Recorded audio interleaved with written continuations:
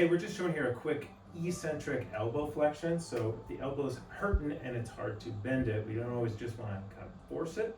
And so allowing gravity to do some of the work can be helpful. This is often, people have a hard time kind of washing their hair, doing stuff like this, but their shoulder's okay.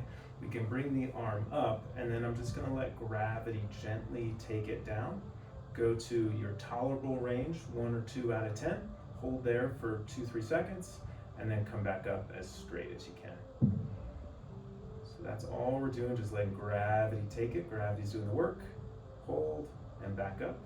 And then I can just try slightly different positions in my hands. So I'm gonna go kind of palm more facing the camera here, coming down. Then I'll go thumb behind me, coming down. So we just kind of play around with a couple different ranges as we go. So we go about a minute. Sometimes the hand can feel like it's losing blood flow. If it's swollen, that might be helpful, but after about a minute, we can come down and out of there. But we're just kind of gently doing this, not holding the breath. A couple exhales as you're at end range can sometimes help it go a little further.